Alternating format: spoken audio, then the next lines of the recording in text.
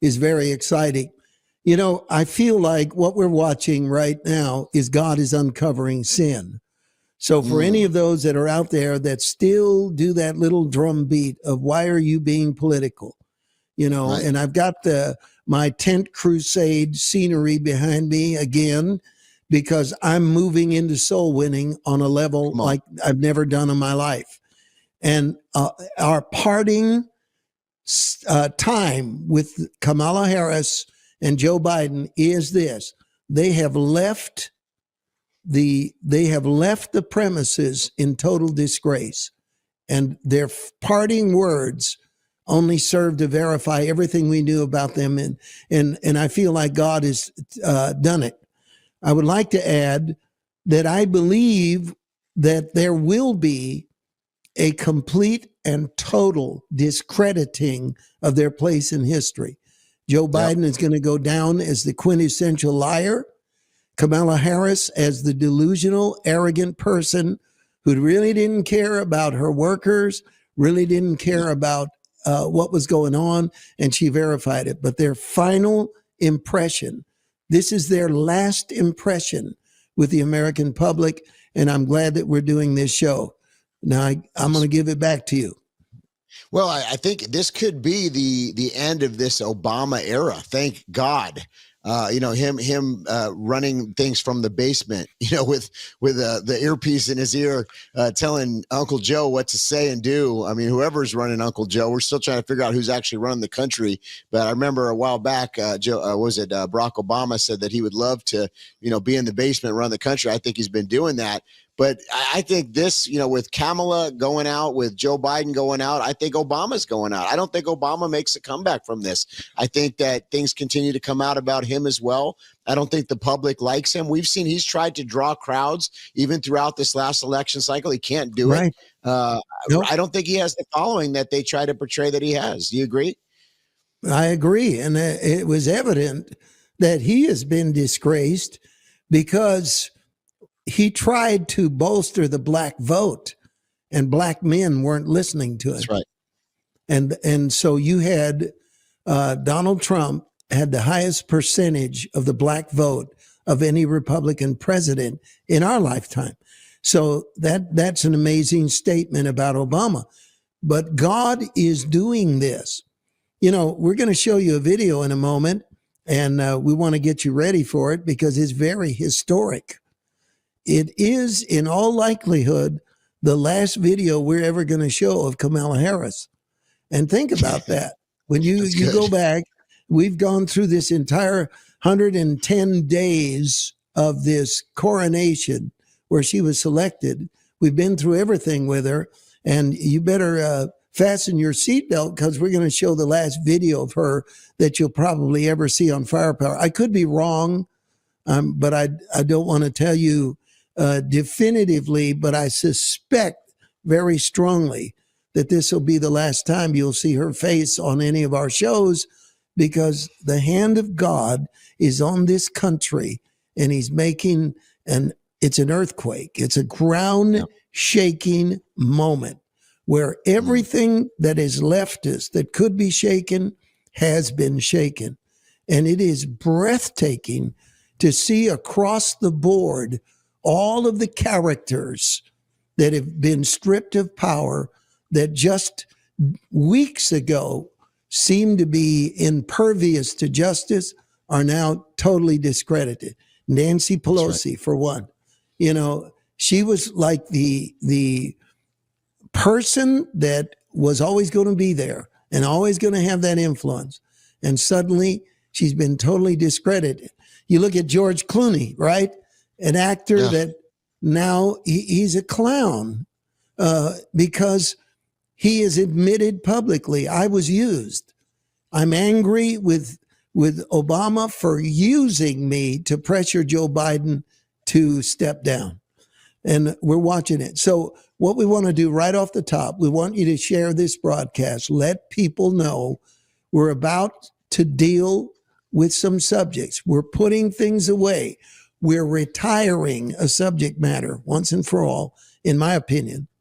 And we want you to tell your friends and everybody, tune in right now And we're giving you a moment to get on board and help us, because we want to make sure that this show is really going to be effective. And before we roll the video, Todd, give us some more comments on what we've said so far. Well, I think we're turning the page as a country. You know, we were talking earlier today about Jimmy Carter, and we didn't think there could be a worse, weaker administration than the Carter administration. If you remember, during that time, you know, Americans were being held hostage. There was gas lines. I mean, there was all these different things that were happening that were horrible for those that were alive during that era. And Joe Biden has successfully had a worse presidency than the Carter administration. The world's in peril. I mean, right now, even on the Korean Peninsula, we're seeing issues in South Korea right now where the leader of the country is having issues with even controlling the country. There's all types of unrest around the world. I mean, you see it in the South China Sea. You see it in, Eastern Europe, all over the world, the Middle East. Everything's on fire. Mario, when President Trump left and turned over the baton to Joe Biden and this administration, the world was at a great period. I mean, our economy had bounced back again, even after the C-19 situation had bounced back under Trump's leadership. We were energy independent. The world was virtually at peace for the first time. I mean, he had winded down the Afghan war. This was before what happened in Ukraine. Russia didn't invade anything during President Trump's time. Imagine just the 4 years, how much destruction happened when we had such a weak leadership, to the point where I don't think in my lifetime we've ever had to pose the question, who is running the country? People are asking all over, who's running the country? Is it Valerie Jarrett? Is it, Victoria Noonan? Is it, who's running the country? Because it's not Joe. And then all of a sudden, Joe Biden comes back. He comes back out of nowhere. We haven't seen him in pretty much months, and then he pardons his son, and we're going to talk about that in just a minute. But it's just unbelievable. It's unbelievable to think that this has been the leader of the free world, and just to think about what our enemies abroad have thought about this administration, Putin and Xi Jinping, and just everybody. I mean, it's amazing that this actually happened. I think everybody's ready to turn the page. Kamala Harris showed her true colors on the night that she lost the election, when she would not come out and talk to her workers and her followers. Because at that moment, we were able to see, here is a person that is so, what psychologists have a term for it. It's the disingenuous sociopath, incapable of true empathy, incapable of feeling responsible for your mistakes and what you did. And just when we thought she couldn't get any lower than not facing her own people on the night that they were so emotionally distraught by her loss, she makes this video to her followers. And we're not going to analyze it. We're going to do an autopsy on it, because you need to finally and fully understand. If there's a Christian watching that thinks this lady has a shred of decency, or you drank the Kool-Aid of the joy of her campaign, this will help you to go through a deliverance, if you will. So let's roll it. And it means so much to me and to Governor Walz that you knocked on doors, you called friends, you called in favors. You said, hey, I showed up at your softball game. Now I need you to show up at the campaign office. You put in the time. It was personal for you. And you gave all that you could to support our campaign. Because of your efforts, get this, we raised an historic $1.4 billion, almost $1.5 billion. Again, I'll say, the election didn't turn out like we wanted it to. Certainly not as we planned for it to. But understand that the work we put into it was about empowering people. That's the spirit with the work we did. I just have to remind you, don't you ever let anybody take your power from you. You have the same power that you did before November 5th. And you have the same purpose that you did. And you have the same ability to engage and inspire. So don't ever let anybody or any circumstance take your power from you.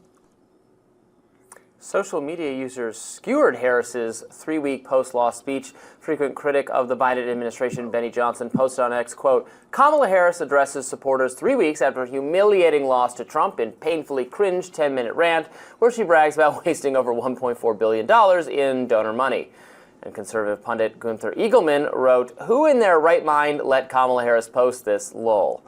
Charlie Kirk, host of The Charlie Kirk Show, chimed in as well, as Kamala delivers a message to her dejected supporters, bragging about how they raised nearly $1.5 billion for her failed campaign. David Plouffe has finally admitted the campaign's internal polling never had Harris ahead of Trump. It was all a giant scam. Okay, I'm going to let you comment after I set the stage here because there's so much there. Do it. The term gaslighting comes from a movie that was starring Charles Boyer and Ingrid Bergman. And there's this amazing scene near the end. He's tied to a chair, finally exposed as the abusive husband who is trying to make his wife believe she's crazy. And so he's tied to the chair and he starts talking to Ingrid Bergman. It's an amazing scene, by the way, in the film, where he's trying to charm her one more time. I know you've caught me red-handed. I know you now realize that I was lying about the gaslight, that you weren't having these psychotic episodes, that I was manipulating at all. But don't forget who I am, and don't forget that I'm your husband, and don't forget. And it's such a pathetic speech that they invented a term for it called gaslighting. And I never saw so much butane burned in 2 minutes in a person's mouth than what Kamala Harris was saying to the audience. Now, you get to go first on that one. I wasn't sure if we were watching Saturday Night Live skit. You know, I thought I wasn't sure if that was a real video, but it actually was. That's what's the sad reality of that. She looks beat. She looks haggard. I mean, she looks, and what she's saying is even worse. I mean, I was trying to think about if I've ever seen, because she's got a lot of expressions, a lot of moves that she does, Mario, but has she ever really said anything that's been inspiring that I can think of? No.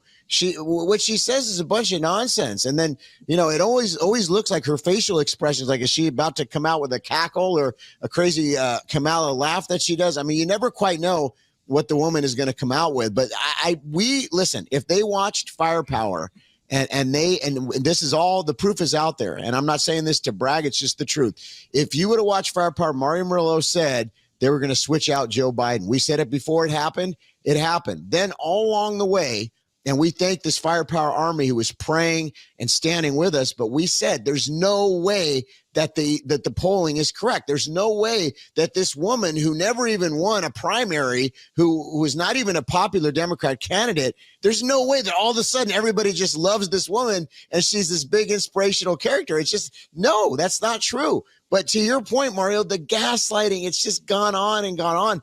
And what's interesting that I've noticed is the anger amongst Democrats and liberals that feel like they've been, given a bad deal because they were. And that is what I think we haven't really understood the full damage yet, because this is going to send shockwaves now throughout their base. They now understand that they've been had, and they believed a false reality that they were being sold every day by the mainstream corporate media. And they weren't listening to Firepower probably, so they were believing the fake polls and all the gaslighting. And now, Mario, to your point, it's all out there, and I believe God's doing it. It's all out there. Yeah. Okay, so I want to start with this. The disingenuous sociopath is disassociatively incapable of seeing how they're coming across to their audience. So there was no adult supervision in that room. There was none. There was nobody to say, time out, Kamala, don't say that. That's the last thing you should say. Unless you have been living in an igloo somewhere, don't you understand how you come across when you say to people, we were working so hard? This is where, another analogy. I watched one of the NFL games. I hardly get to because I don't have anyone around me that enjoys football. So every once in a while, I get to watch one. And the one I watched, I won't name the teams lest the guilty be exposed. The defense was amazing. The offense was horrible. And you could see that once again, it was 3 and out. They had interceptions. The defense had recovered fumbles. They're working as hard as they can. And the offense is like a joke. So they're 3 and out and they're running off the field. And the defense is staring at them like, you are my mortal enemy. It's bad enough that I'm going on the field to go against the other team. You are not doing a thing.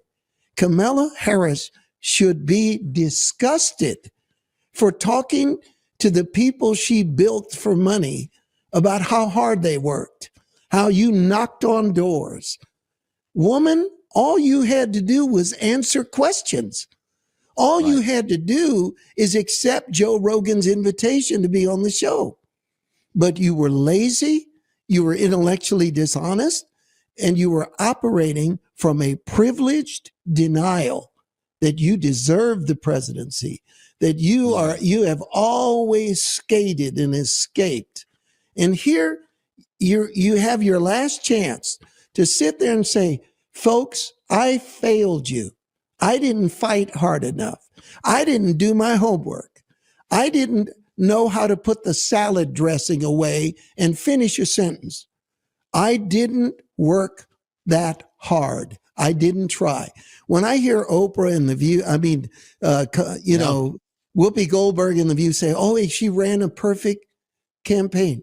She abused the loyalty and sacrifice of everyone underneath her by being this little impervious princess that didn't care. And this is simple logic. We only had an opponent that spent $300 million. We spent 5 times the amount of money that Donald Trump spent, and we lost.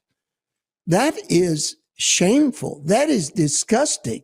That is like when anyone, and since I am a man that lives by the offerings and gifts of people, widows' offerings, and I can't sleep at night if I think we're wasting money. I look at it, and everyone that works around me knows that I am going to get a bang out of every buck that's given to us. So when I listen to her say, look at what we did. We wasted $1.5 billion and not even feel shame. You are talking about an individual that is so morally bankrupt that it's impossible to fully understand it. And then she'll say, don't let anyone take your power. You're the one who took their power. You took their money. You took their power. You took their hopes and dreams and just gave out nothing meaningful, and chose one of the Three Stooges for a running mate. And that's really an insult to the Three Stooges. There is nothing about this that's heroic. There is nothing about this that doesn't smack of an individual who is completely deluded by their own self-importance and disconnected from their failure, which means, and this is something for all the young preachers and leaders to learn, you have to admit your failure. You have to admit your failure, or you will fail again, and you will continue to fail. And I think that this speech that she gave should be interpreted as this: no one in their right mind should ever give this woman the time of day or another chance to waste money on behalf of a completely insincere project, as she was. That's right. And what a lot of people aren't talking about is the peril that the Democrat Party is in right now. I mean, it's in shambles, and no one's really looking at that and doing like a postmortem right now. But who's the head of the Democrat Party? Is it Joe Biden? Is it Kamala Harris? I mean, no. they've lost the respect of the folks. There has to be some outlander that comes in, because none of the old guard is going to be accepted. Now, we know, of course, Gavin Newsom's going to try to come in, but I don't think, Mario, that he even has the credibility with his base. I don't really think that he does, because, I mean, then they'd have to run against his record in California. And again, gaslight, because that's all they could really do. It's abysmal in California. I mean, look what's happening there. The state is, taxing through the roof. Gas prices are, way higher in California than anywhere else in the country, other than maybe New York and, very few other places. I mean, it's the lifestyle. People are leaving California in the droves. So, that's their front runner as far as the Democrats. Who do they raise up at this point? I mean, Tim Walz. I mean, come on, that guy's a joke. I think everybody knows that. He's friends with shooters. School shooters. I mean, he got absolutely demolished in that debate with JD. So I just don't think that they have any. The party's in shambles, and that shows. There was just an interesting report that came out, Mario. I don't know if you caught it, but Bible sales are up significantly. In fact, and folks are buying more Bibles than ever before, and that just shows there's a hunger for truth and righteousness. And we've been talking about how even this MAGA movement, as people start seeking and become truth seekers, they start spiritually looking at themselves too. And what happens is I've seen a lot of people come to know Jesus through just, even their politicking, just finally understanding what's been going on behind the scenes of the Wizard of Oz and understanding the whole battle that we're in. So this is the beginning of a great move in our country, if the church can steward this in a way where, back to what you said in the beginning, Mara, I think it's so spot on, is making it about souls, making it about, okay, here it is. God's given us this period of time. He's given us more time. He's given us a reprieve. Can't go back to business as usual. Can't let Donald Trump fight the battles for us. We as the body of Christ need to understand God has given us this time, and it's for us to be about the business of the Lord. And I got to ask you, I know it's kind of early in the show to probably bring something like this up, but, there's been a lot coming out in the Christian world, too. And I just wanted to know if you wanted to comment on this. There's been, again, some scandals that are breaking, and I know it's very heavy on the hearts of many of our viewers. Mario Murillo, what do you say about all this? I'm going to say stay tuned, because I want to talk about the other villain. And then when we come back, I promise you I'll get to that. So hang on. Let's run this video right now about Joe Biden. Senator Tom Cotton now, Republican out of Arkansas, incoming Republican conference chair. And sir, thank you for your time today. NBC report from July on Hunter Biden. Headline: Hunter Biden has joined White House meetings as he stays close to the president post-debate. And in that story, there's a suggestion that privately it was on the table still. Publicly, they were going to say no pardon. What's your top line response to this move now? Joe Biden, for 50 years in public office, has always pridefully boasted about his word as a Biden. And I guess we now know that his word as a Biden is trash. For months, he and his White House spokespersons promised the American people they wouldn't pardon Hunter Biden. But not only did he lie to them about that, look at the scope of the pardon. It's far beyond the offenses for which he was convicted. It's any crime he committed whatsoever for 11 years, which raises the question, what crimes does Joe Biden think his son has been committing for the last decade plus? It also raised the question of whether Joe Biden is going to pardon his brother as well, who was up to his neck in the Biden family influence peddling operation. I would ask Joe Biden to commit not to pardon his brother, but again, we now know that his word as a Biden, especially about pardons, is trash. We're going to talk about ministry scandals in a while, but keeping on the theme here just for a little while longer of how despicable Joe Biden really is, and how finally and fully the American public needs to understand he's not a hero. He was never a legitimate public servant, and he's certainly not deserving of any honor whatsoever. He has fully disgraced himself. But here's the caveat to that, and that is that I'm really not unsympathetic to a father keeping his son out of prison. I can understand that. And I think it would have been better for him to say that's why he was doing it. I'm not mad at him over that. I mean, it's evident that he has flouted the Department of Justice. There's no doubt that he's overruled the rule of law. Whenever he said no one is above the law, he lied. He lied bitterly. He lied blatantly. And so his son was convicted on serious crimes by a jury legitimately, and now he wants that set aside. Okay, here's what I want to say about that. If you look at it, Joe Biden didn't pardon his son simply to keep his son out of prison. That part I can empathize with. But to give him such a vast, wide pardon over an 11-year period for anything that he has done is for a nefarious reason. It's to keep the Biden crime family from being held accountable. If some of those federal crimes that have yet to be uncovered, some of the influence peddling, putting him on the phone with foreign influencers, getting millions of dollars diverted to the Biden family through their influence peddling, enriching themselves. Biden understands those things could be uncovered during a Trump presidency. So what he's done is he's created a barrier for those things not to be investigated under Trump's power and authority. So that's why this is despicable. So folks, here it is. He's never been a decent person. He's never done anything without an ulterior motive.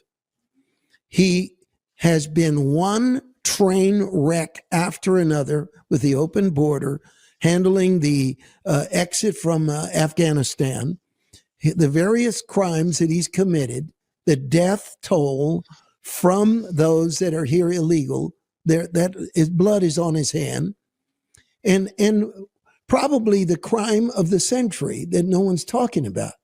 340,000 children are in the United States that were brought in here through open borders with Biden's permission and conscious knowledge of it. 340,000 children are missing. They're in sex slavery. They're in child slavery. We don't even know where they are. And that's what Biden did. He's an animal. He's a beast. He's a villain. And he's left us with an easy bottom line to his entire life. You are a disgrace, a complete, dishonest, unmitigated, totally heartless villain in everything you've done. And you don't deserve to be remembered as anything else. And your parting gift, we know why you did it, and we know what it means. Go ahead. Yeah, well, Prid Pro Joe. It's kind of hard to say, but that's who we remember. The Ukraine call with President Trump. They went after him. It was another at least couple months, if not more, during the Trump administration, where just harassed him. Meanwhile, it was Joe Biden, and I got fact checked on Facebook for that, Mario, and on YouTube. In fact, they took down a video because I even mentioned what Joe Biden said. I think it was at the CFR, the Council of Foreign Relations, where he made that. It was one of those globalist entities where he had a speech and he bragged about what he did. Another thing that's just unbelievable. When they raided, Trump's son, Barron's room. Barron. The FBI did. Right, Barron. This kid is like, very great, student and, hasn't gotten in trouble at all, done nothing. His room gets raided, but then you got Joe Biden's son, Hunter, who, doesn't get raided. This is a guy that, remember when didn't they find like cocaine at the White House? Remember that?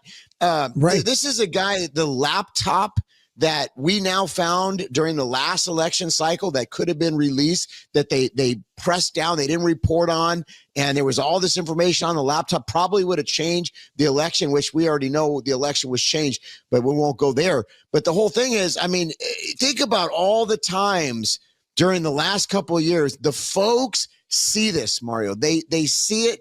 I'm talking lifelong Democrats see it, okay? People see this, And this is why we saw such a landslide, too big to rig. I mean, seriously, because folks were done. When you're talking about more African-American people voted for Donald Trump than for any other Republican president, why? Because folks are like, I'm done. I don't care what they say about this guy. They're looking at his fruit. They're looking to say, who are we better off under? You know, during the 4 years of President Trump, we saw, I remember Inglewood, California, they had a great program where they were lifting up areas.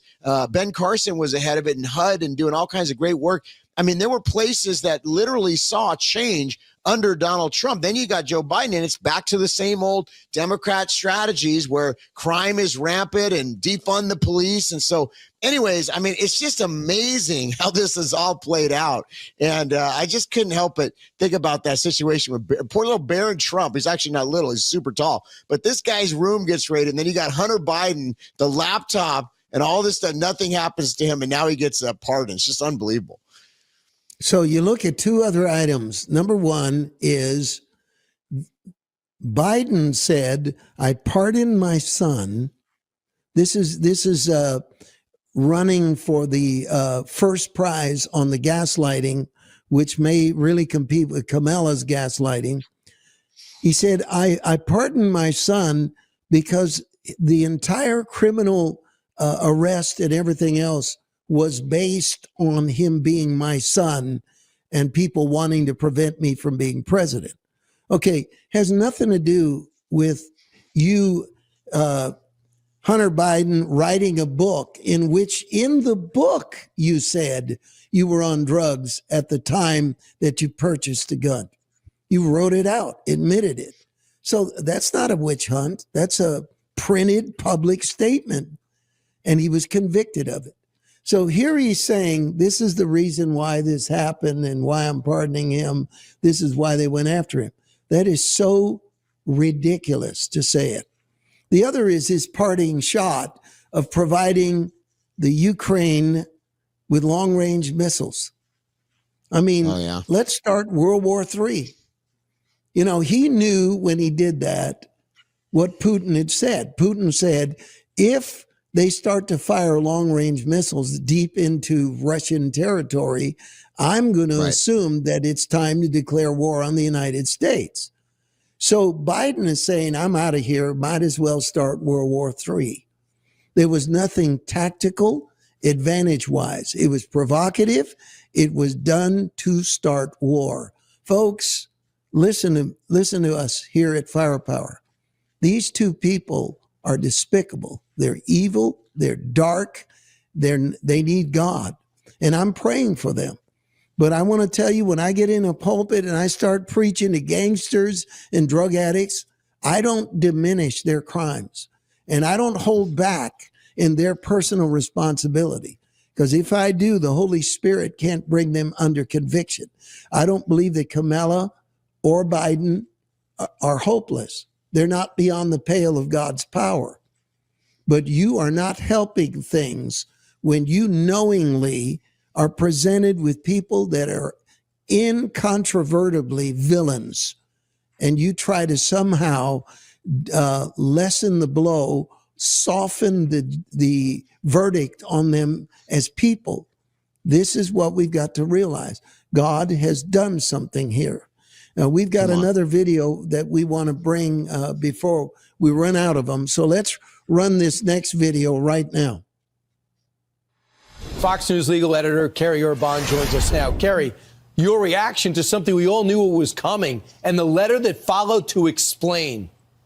Yeah, we knew this was coming. We knew that he wasn't telling the truth. We knew he was going to do it one way or the other. But I have to say, Brian, my takeaway from all of this is that this is actually fantastic, politically speaking, for Donald Trump.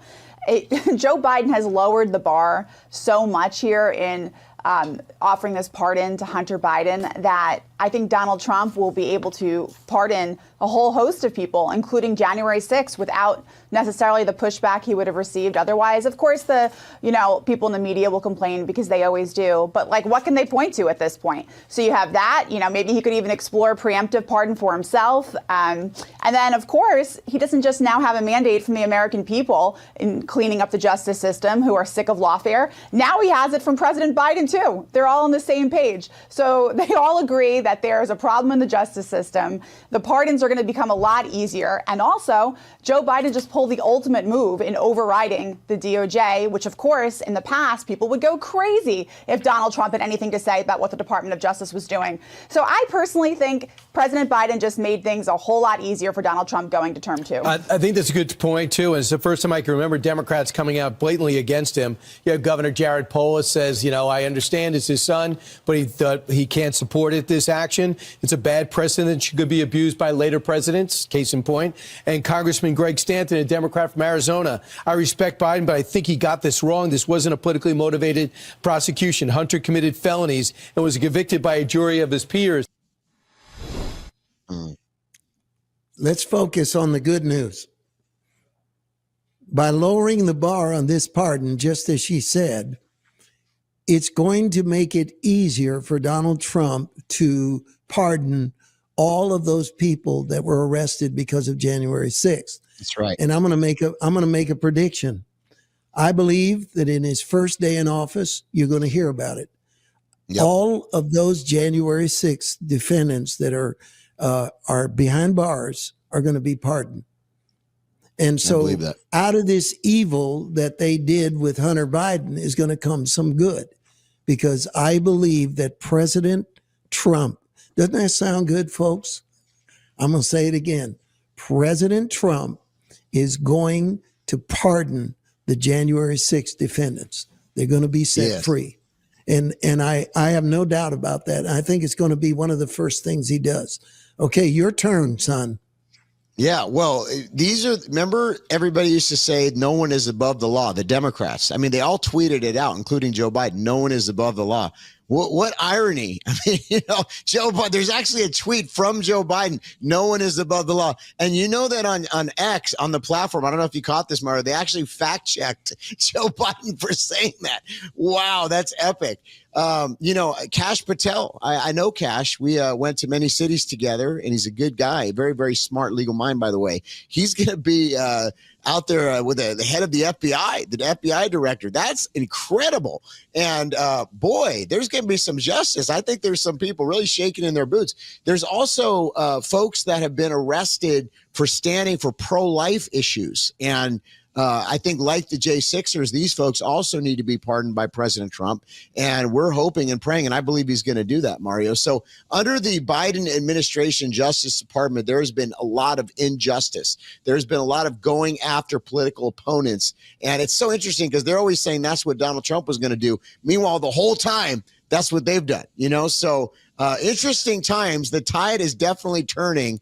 And I think this is the result of the prayers of the saints. And it's amazing. And so the only thing they have left, like you said, they're trying to drag us into a war. And I just want to comment on that. I think Vladimir Putin knows and understands what's going on.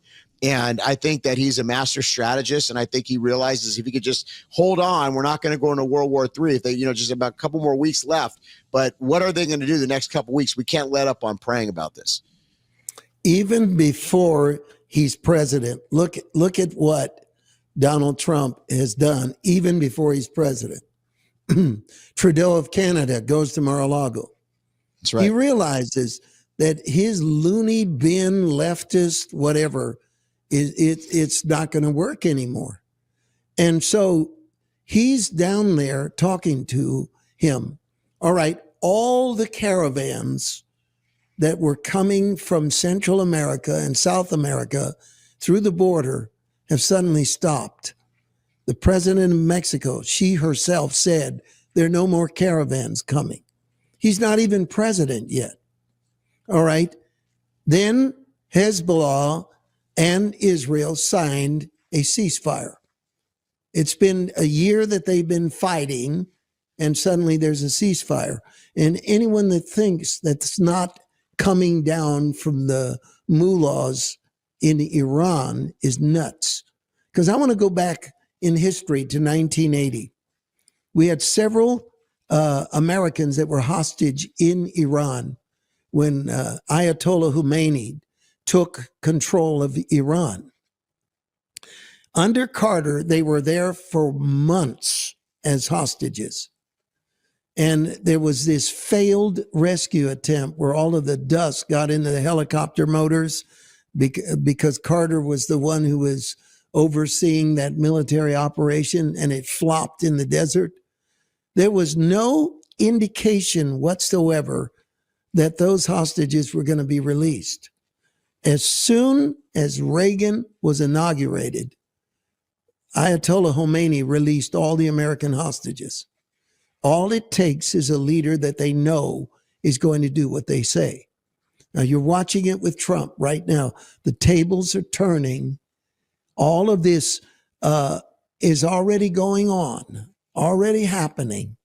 So many. Now we're watching for the first time, Zelensky in Ukraine wants a ceasefire with Russia. Why are they talking about that? The whole time Biden was, this all could have been done. You know, these wars could have been stopped. Now we've got the sheriff is in town. And I know that we're already watching a man having an immediate impact on world events, and he's not even president yet. He hadn't even been inaugurated. Go ahead. Yeah, well, he's even talking about countries that try to de-dollarize. He's saying, hey, we're going to put tariffs on you. BRICS. He's going after the BRICS. I mean, this is incredible. The power of a tweet, or, even if he puts on Truth Social, never underestimate it with Donald Trump. And the reason why people take heed to his words is because they know that when he says something, he means it. And there's going to be a follow through. And this is where it's that peace through strength, Reagan-esque strategy that Donald Trump brings to the table. And so my prediction, I know they're trying to bring us into World War III, but I think it's going to be averted. I think by the skin of our teeth, it's going to be averted. And I think President Trump's going to come in, de-escalate what's going on there in Eastern Europe, and that we're going to see a lot more stability as the U.S. is now back. We are back. We have been missing in action as the leadership on the world stage. And, China is trying to calculate this right now, Mario. They're trying to see what this means for them. And I think even Vladimir Putin was out there in his speech, and he said Donald Trump's got to watch his back still. He really believes that his life is still threatened. And I think he's right. It's a crazy time that we're in. It's a disruptive time. And this is a time where we can't go back to business as usual. No. I'll say it again. We can't go to complacency or apathy. God has given us this time to lead, to be the head and not the tail, to get out there and to be what the church is meant to be. And there's a disruption all around. There's a disruption in the church. There's a disruption in politics. There's a disruption on the world stage. And it's amazing that God gave us this mercy. Mario, I've been thinking about this ever since that election night. And I've been humbled by it. It's impacted me greatly.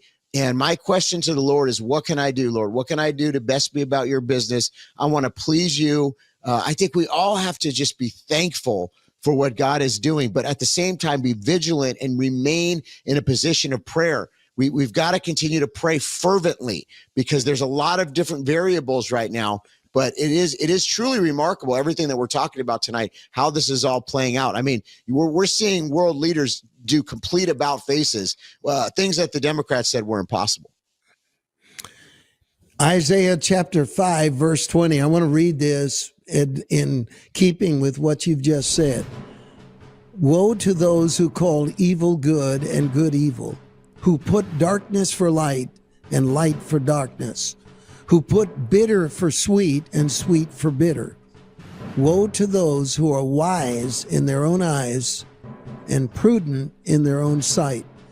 When we read the Bible, there's things that we tend not to notice. It says, woe to those. It doesn't mean anything less than this. Woes are coming. Bad events, things that are going to discredit you and bring you down. Those are the verses that God brought to my spirit when I began to think about, why would Harris wait till the last minute to do the dumbest speech of her life? Why would Hunter Biden's pardon come at the end of Biden's career? Both of them disgraced. That's what it says to those. Woe to those who are wise in their own eyes and prudent in their own sight. Now I want to read another verse. This is for all of you that have prayed. This is for all of us that have lived through all these Obama years, the pandemic years, the 9/11 years. We've watched our country dismantled, discredited, reduced, lied about, abused. And here's what it says in Psalm 37, verse 1. Do not fret because of evildoers, nor be envious of the workers of iniquity, for they shall soon be cut down like the grass and wither as the green herb. Trust in the Lord and do good, dwell in the land and feed on his faithfulness. Delight yourself in the Lord, and he shall give you the desires of your heart. The tables have turned. It's a new day. It's a new day, my friend. And that's why I want to announce to the Firepower 2025 will go down in history as the most fervent, widespread, and deepest invasion of cities in the history of my ministry. We're going to announce now, if we're able to do it, it's been confirmed. Our next tent crusade, we're going to tell you where it's going to be right now. It's going to be on March the 23rd, Sunday, 6:30 p.m., March 23rd through Wednesday the 26th. You ready for this, folks? Charlotte, North Carolina. The churches are unifying. The land has been secured. There is an amazing groundswell. We're going to open next week. The doors are going to be open for people to volunteer to be a part of this great crusade. And we're happy to announce we're going to be doing day sessions with Todd Coconato. Todd's going to be preaching in the morning. I'm going to be preaching at night. It's going to be, I believe, our most effective crusade in our history. And we're already watching the excitement starting to grow. Trump is in the White House. God is on the throne. And we're going to be in the front lines winning all the souls we can. How do you feel about that, Todd? I couldn't be more excited. I love Charlotte. It's probably one of the places I was more than any other place last year. We have great friends there. It's just going to be amazing. I have a real expectant, I just feel like something very powerful. I mean, this is the place where the Billy Graham library is at. There's something is going to happen there, Mario. And it's like the Lord has led everything up to this moment. So I would encourage everybody that's watching this broadcast to try to get to Charlotte. This is going to be a historic week. The Lord is going to move in miracles, signs, and wonders. You're not going to want to miss this. And the most important way that we start a crusade is prayer. I want you to begin to pray. And I'll tell you something, you may not have known this, Todd, but in 2023, we made a major investment. We received donations to be able to buy a video truck. And when I found out what it was going to cost, it was very difficult for me, and I had to pray it through. But God provided. Nearly $500,000 was invested in the cameras and the video trailer, where it is equal to anything the networks have got. And I thought, why are we doing this? Well, our quality of covering live stream the crusades. And by the way, we have a rule, and I want to make sure everybody knows this. We will not live stream until the tent is full. If there are empty seats in the tent, the live stream doesn't happen. The reason you've seen all of the live streams that you have is because the tent has been full every time we've live streamed. Well, in 2023, over a 4-night period, we would have 100,000 people that watched the tent crusade on live stream. Okay, guess what it went to starting in Phoenix in the spring of 2024? It went to 1 million people in 4 nights. 1 million people will watch our tent crusades live stream. And then in Tulare, it went to 1.2 million in 4 nights in California. People are getting saved and healed all over the place. This is coinciding with a general change in the atmosphere of the United States. I'm not going to be surprised when we hear about churches that explode, pastors and begin to preach. Men and women are going to be in the pulpits preaching with greater fervency than ever before. And that gets me back to the scandal. So your question was what? What was your question about the scandal? Well, I just started thinking about how, the gaslighting and the exposure and things that are happening. And I know it's really heavy on the heart of a lot of folks that are watching right now to see over the last few years. And, we've seen this over our lifetime, but it seems like there's a lot of it going on, Mario, where things are coming out. And I don't know if it's, some of them are alleged, some of them are true, but just wanted to see if you had any thoughts on that.